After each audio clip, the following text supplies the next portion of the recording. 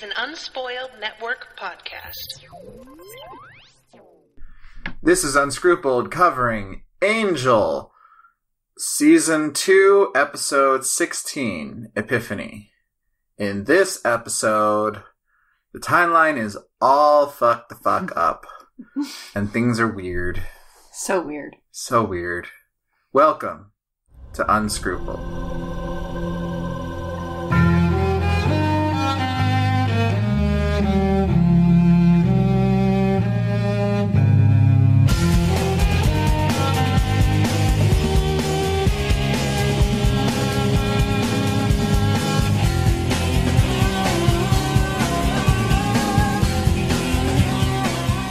Well, howdy there, bitches. Hey there, money.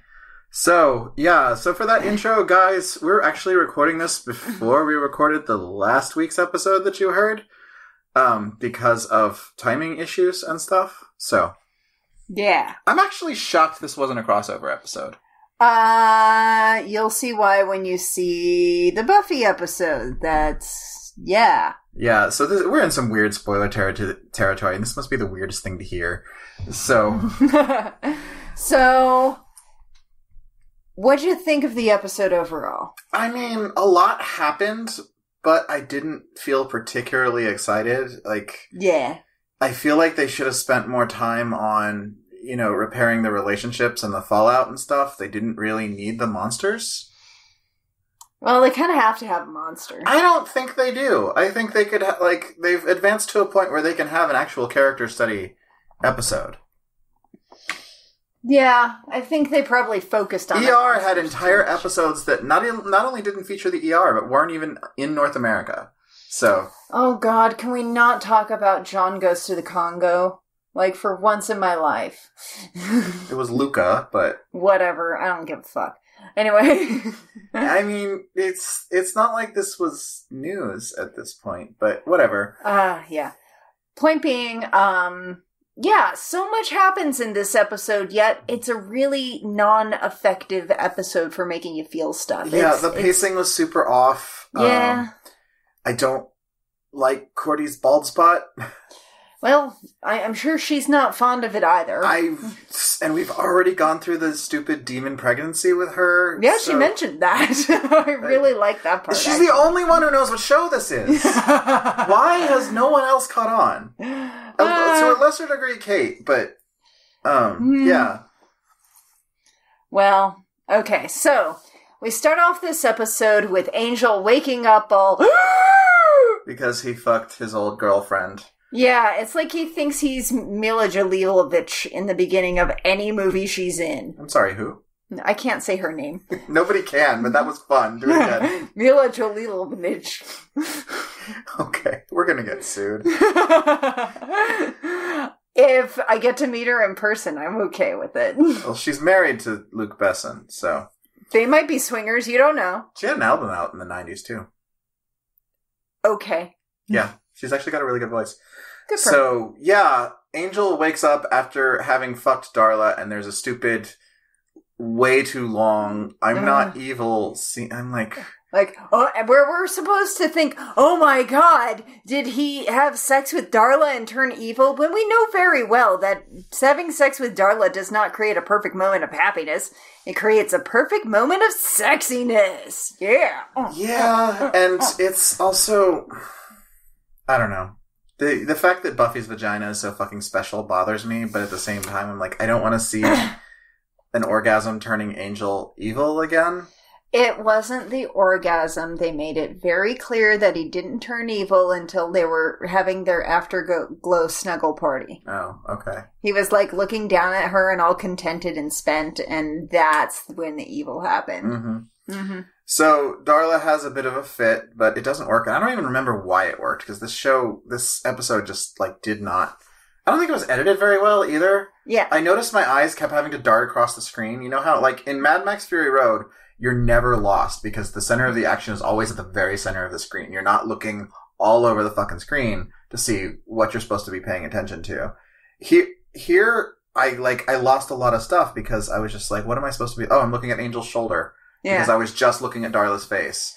Yeah, I had a hard time actually looking at the screen. I kept wanting to play with my phone or fold laundry. Yeah, and I feel like if Lindsay Ellis has taught me anything, that this is an editing problem. It's making your eye move too much and it's wearing you out.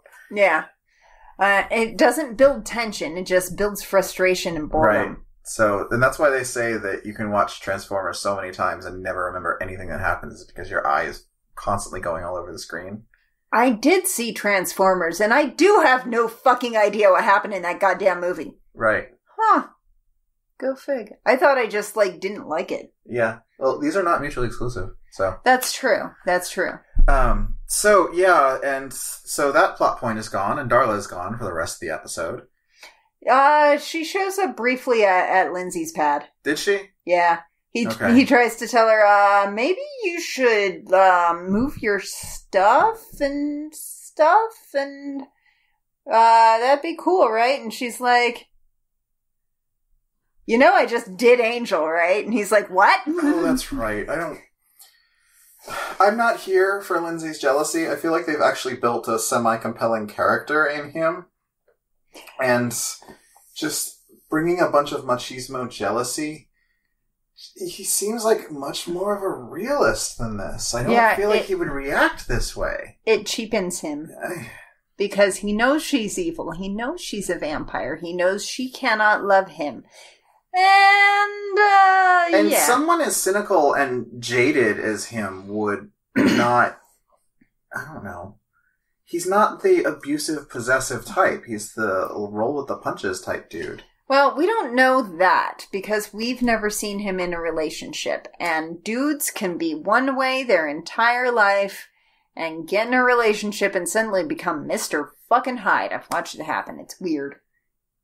I feel like there would be some signs of it in how it works and how he deals with Lila. Well, he is an evil lawyer at an evil law firm. I feel like that should count for something. He's not a brutal, possessive, childish lawyer at an evil law that's firm. True.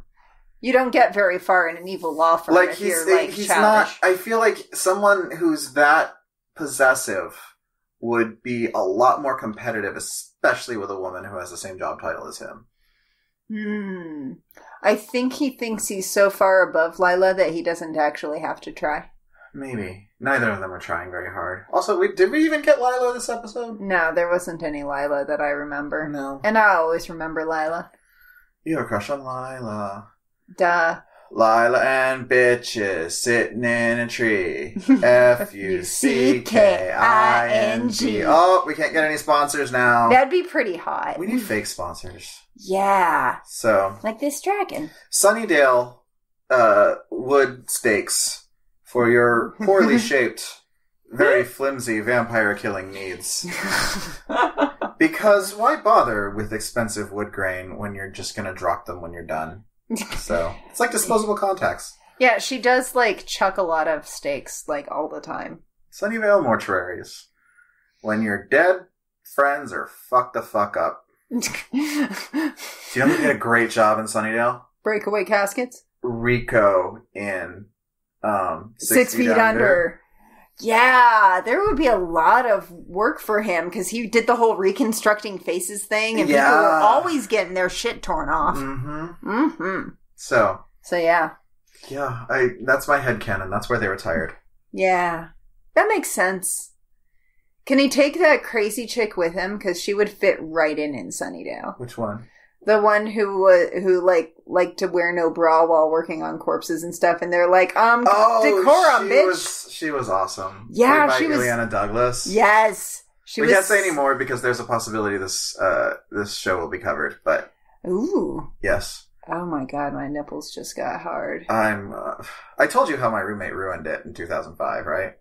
How? She's a black woman who grew up not poor, but just by virtue of having to be black, had to struggle a lot harder than everyone else. Yes. And she just, I was watching one of the very last episodes, and she sits down next to me. She's like, "God damn it, white people, you're unhappy. Deal with it. Don't sit there and tell the camera about it all the time."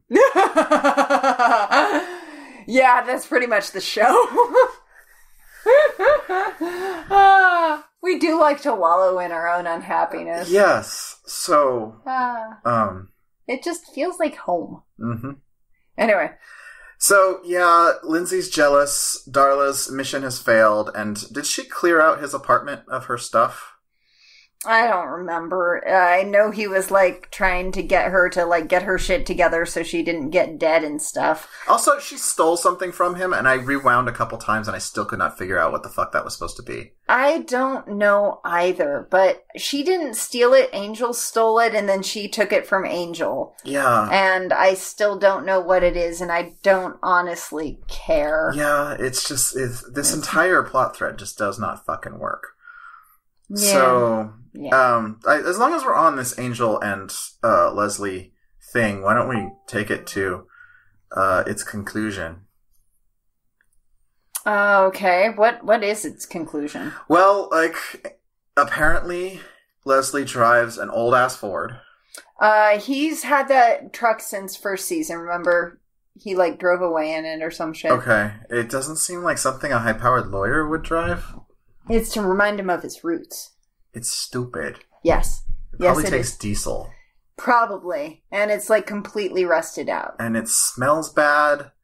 And I'll bet the seats are like that fake pleather that just cracks in the sunlight and then, like, gives you a wedgie and then the cotton comes out.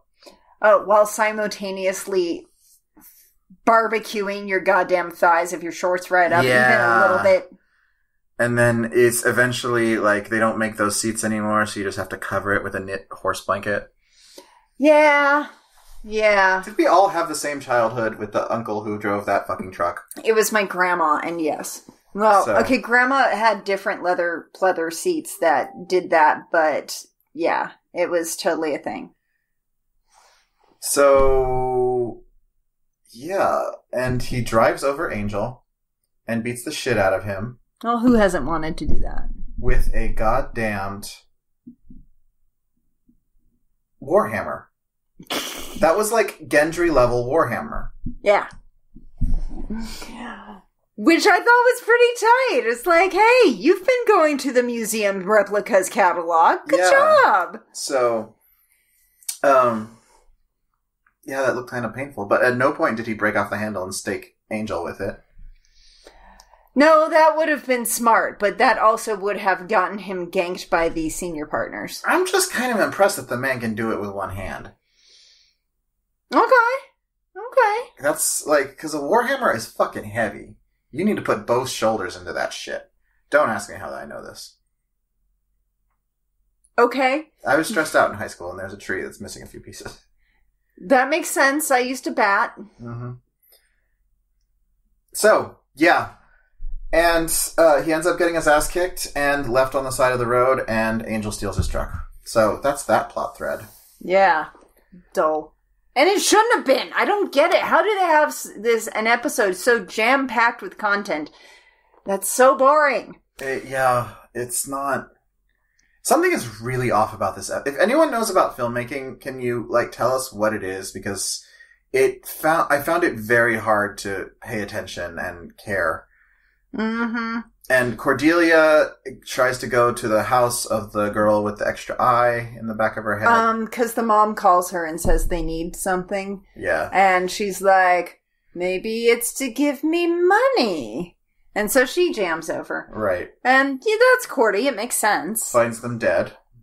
Poor family. They should have paid her. They should have paid her. Like, oh my god. Yeah. This really... Like, I don't even feel bad for them. Fat lot of good that $5,000 doing you now. I'm just guessing at the amount. That sounds about right. Yeah. I've never hired a private detective, much less 3, so... Well, I've never hired anyone to DI me, but, you know, if someone did take an eyeball out of the back of my daughter's head, I'd pay them just about whatever they wanted. Mm-hmm.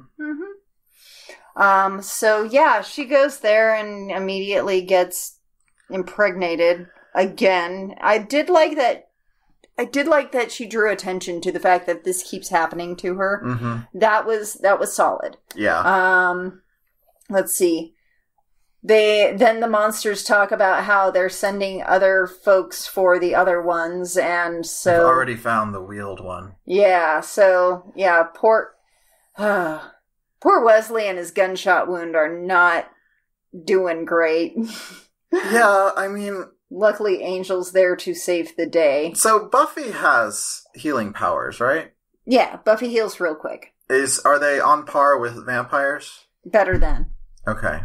Buffy's like a super vampire. She's stronger than vampires, heals faster than vampires, is faster than vampires. She's like Blade. Yeah, she's better than them on just about every level. Okay. Except for malevolence. Malevolence. However you say that word. And boys. And She's boys. really bad at boys. She sucks at boys. But I think vampires probably suck at boys too. Ha ha.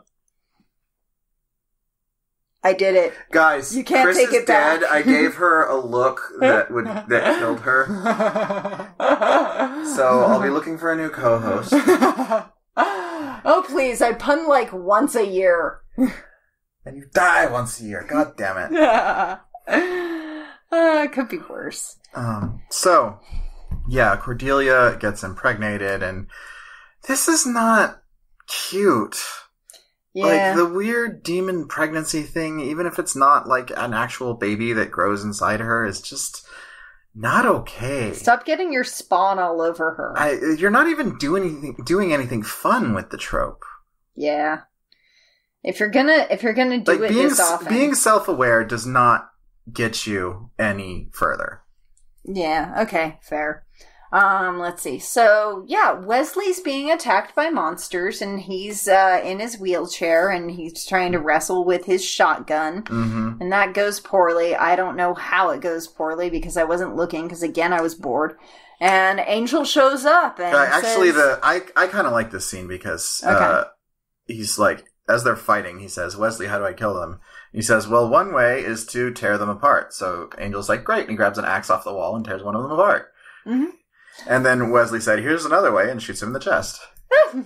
Okay, yeah, that was pretty good. Yeah, that was cute. I mean, It was... solid. A little too cute, because it's like they're trying to raise the stakes and stuff, and like the tone is dark because there's a fucking dead little girl in the beginning of this episode. Yeah. It's tonal dissonance all the fucking time. That might be a big part of why this episode doesn't work at all. You have to choose one.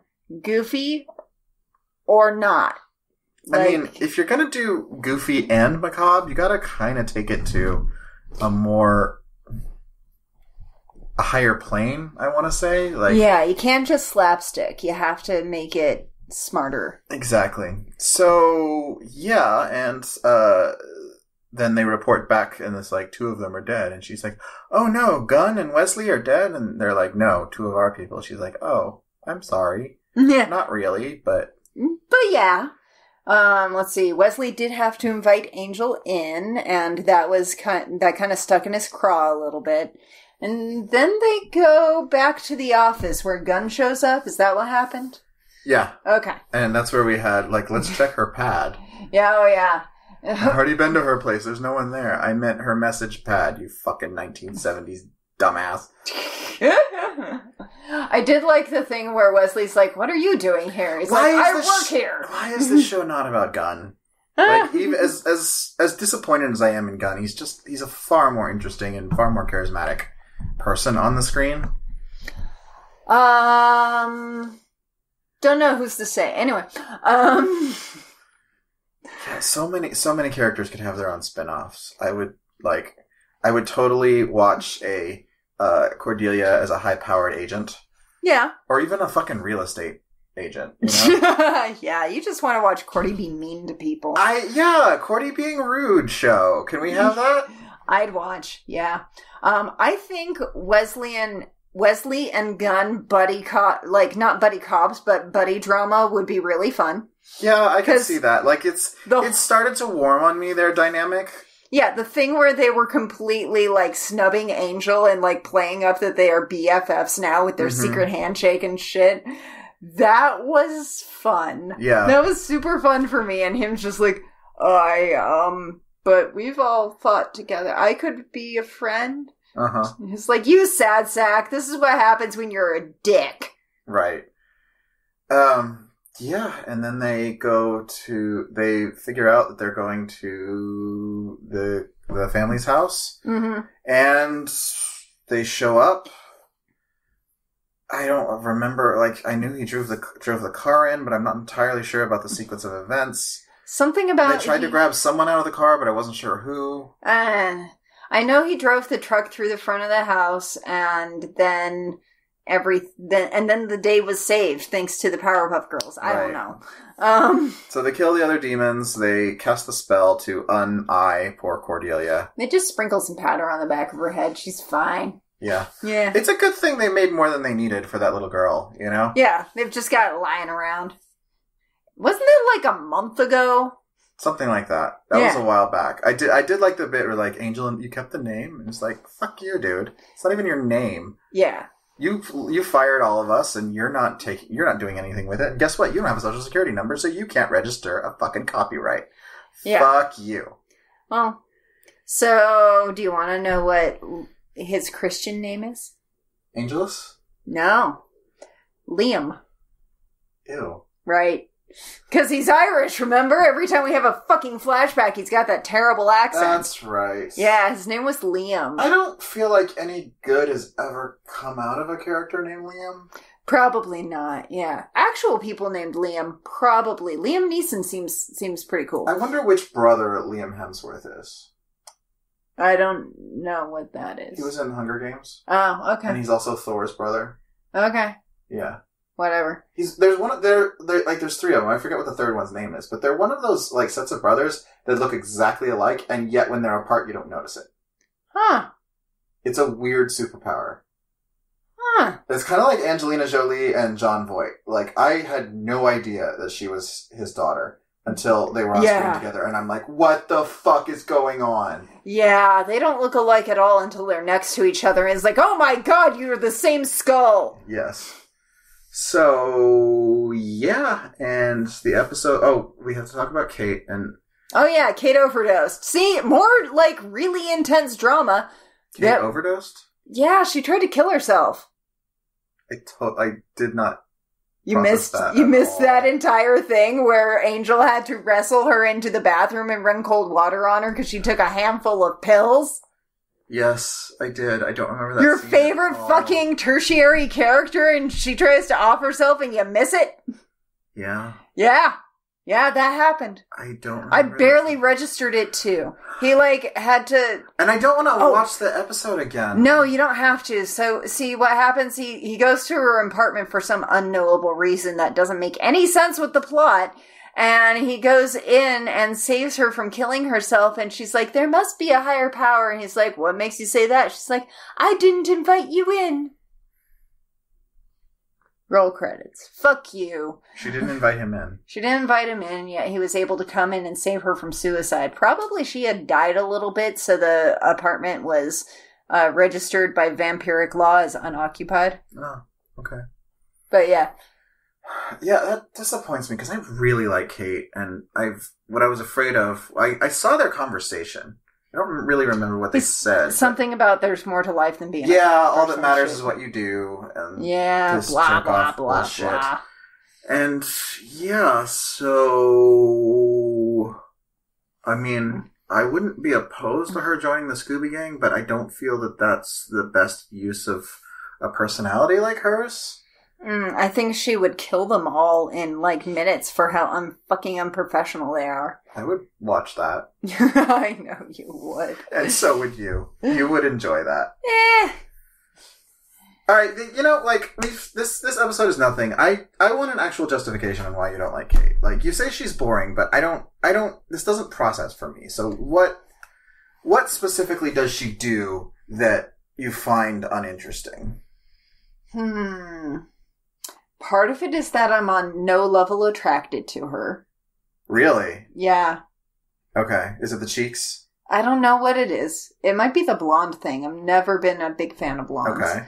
But, yeah, I'm just not attracted to her, and that makes it harder to like a person, as we all know, especially on TV. I feel like she's a shitty cop and a shitty person. I don't feel like she ever actually adds anything to the plot other than to be a cop that Angel knows and to show up and be conflicted about him. That's why I feel it's kind of like genre, not defying, but bending in that, like, in any other show, like, we see this in, like, iZombie, and it's like, oh, there's this one cop who knows your secret and leans on you for, information, and, like, we've seen, she does that, but it doesn't work out for her. Right. Because now she's, next to all these cases that go fucking south, and here's a bunch of things that, she's interested in, and they all, like, oh, look, here's a bunch of dead bodies that you don't have answers for, bitch. I feel like they're not doing anything to make me care about her. Like, even the episodes that are about her, like, they're about her, like, showing emotion and having that going terribly for her. And her dad dying. See, I didn't like the episode, but I like that concept in that it's sort of like pushing the boundaries of, hey, maybe cops suck. And while I do support that message, I don't know, I just feel like she's done poorly somehow, because I can't, I really haven't analyzed why I don't like her. Okay. I just know that, like, I kind of groan inwardly anytime she's on screen. Mm-hmm. She's weird.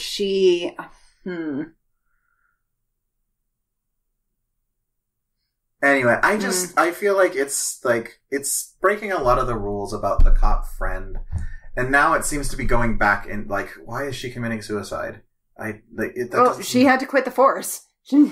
She has no life outside of her job, and now she doesn't even have that. I feel like she'd spend a good long while in the cop bars getting hammered. Why? She was an at-home alcoholic. And why would she go to the cop bars where everyone thinks she's a goddamn loser because she was obsessed with the occult? That's right. Well, I still feel like cops would stick by their own even if she got her ass fired.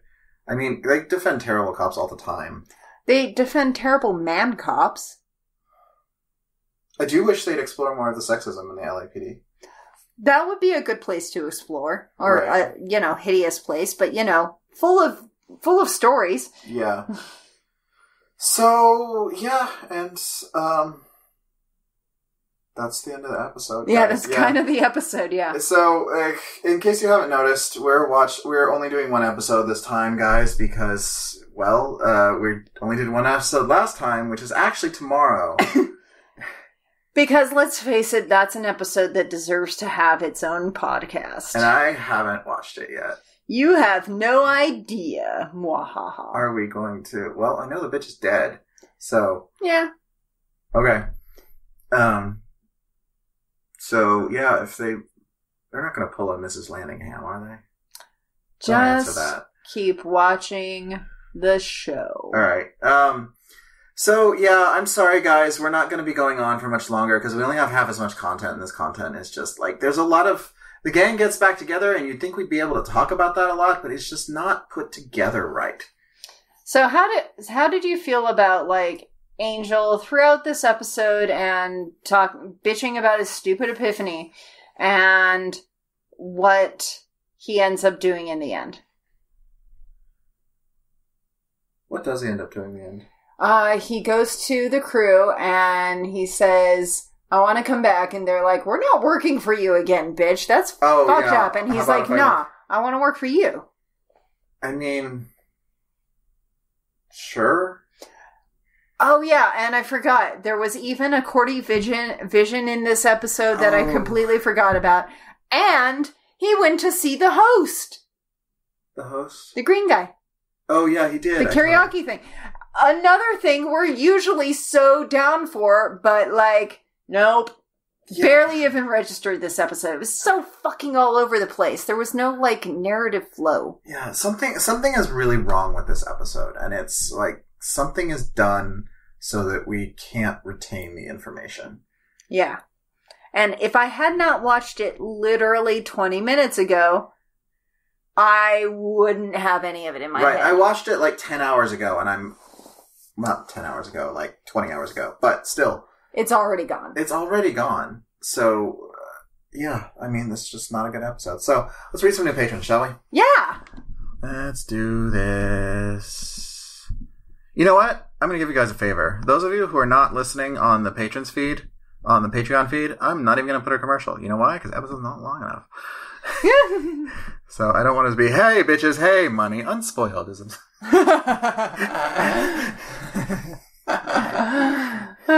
How you doing today, bitches? Akio box.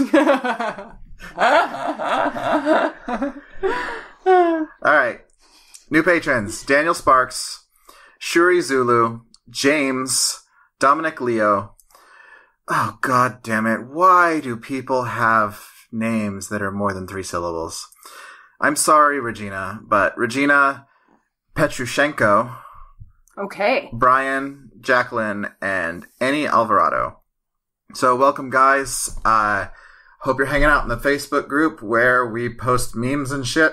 So found a great one for Candace today. Sweet. It's just like, hey boy, are you a MILF? Man, I'd like to forget. And at the bottom it says, Alexa, induce amnesia. No. Aww. Okay, so are we going to save the other one for... I feel like we need as much bulk in this episode as possible. Okay, so I should read the thing. Let's read the thing. I need someone liking us. Yeah, I need it too. So we got another review, you guys. And I have to arrange the computer so I can actually see it. And move this cord. And make this bigger. Because I am old and full of terrors. Alright, so we have a new review from Saxon MJ from the United Kingdom. Yeah. Wow. Our podcast goes a long way. How does the internet work? It's a series of tubes. They go all the way across the ocean? Yes.